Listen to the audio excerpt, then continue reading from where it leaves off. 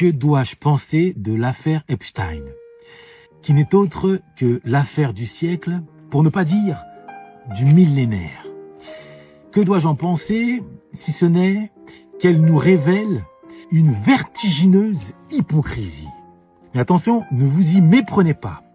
Je ne parle pas simplement de l'hypocrisie médiatique, montrant des journalistes feignant la stupéfaction, feignant l'écœurement de plateau de télévision, alors même que cette affaire court dans les couloirs des rédactions depuis au moins une décennie. Quand on creuse un peu l'affaire Epstein, on s'aperçoit que c'est le fonctionnement quotidien des systèmes démocratiques. Alors attendez, vous dites c'est le système quotidien, oui. vraiment? Oui. Mais c'est d'une banalité. C'est-à-dire mêler pouvoir, sexe, agent, criminalité, pour vous c'est banal? C'est absolument banal. C'est-à-dire, dites-nous plus, parce que là, excusez-moi, je connais pas de dirigeants politiques forcément qui sont mêlés dans tous les réseaux pédocriminels. Non, je ne parle pas de cette hypocrisie. Je parle de l'hypocrisie qui touche les créateurs de contenu et autres influenceurs sur les réseaux sociaux. Et je pèse mes mots. D'un côté, ils crient au scandale, ils font part de leur dégoût moral. Honnêtement, j'en peux plus et je suis écœuré. Ça me dégoûte. On parle de gens qui ont des pouvoirs politiques, sociaux, financiers et qui s'en sont servis pour faire les pires atrocités. Ils en appellent même, pour certains d'entre eux, avec un accent légèrement antisémite, au retour de la guillotine devant le sacrifice des enfants, c'est-à-dire tout ce qu'il y a de plus sacré sur Terre, auquel se livre une certaine élite.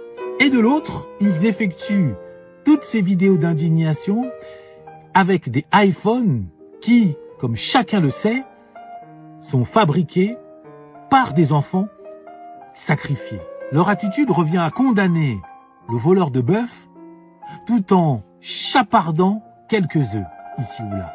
Certes, les actes ne sont pas les mêmes, néanmoins, ils sont de même nature. Seule l'ampleur diffère, mais la nature reste la même. Autrement dit, quand l'élite sacrifie des enfants, c'est mal, il faut condamner avec la plus grande fermeté. Par contre, quand nous profitons du sacrifice d'autres enfants pour notre confort, là, ça passe. On feint l'indifférence. Voilà pourquoi l'affaire Epstein nous rappelle un adage vieux comme le monde. Les peuples ont les gouvernants qu'ils méritent. Oui. Et aussi longtemps que nous laisserons mourir des millions d'enfants frappés par la famine, d'autres millions frappés par la maltraitance, par l'isolement, engloutis par la mer Méditerranée, brûlés par l'autodestruction de la guerre des cités, eh bien, aussi longtemps que nous adopterons une indifférence devant le sort de tous ces millions d'enfants, nous continuerons à donner le feu vert à cette élite pour qu'elle poursuive ces rituels satanistes. Telle est la réalité que nous devons regarder en face. Et pour celles et ceux parmi vous qui veulent savoir quel enseignement positif sur le plan philosophique, psychologique et historique peut-on tirer de cette macabre affaire, je vous donne rendez-vous dimanche à 13h sur ma chaîne YouTube. Je vais vous délivrer une analyse beaucoup plus profonde qui vous permettra d'en sortir grandi. Et je n'ai qu'une seule parole. En attendant, je vous laisse avec une question.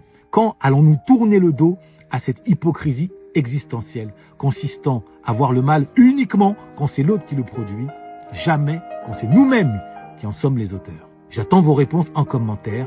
Je vous en remercie par avance. Noblesse oblige.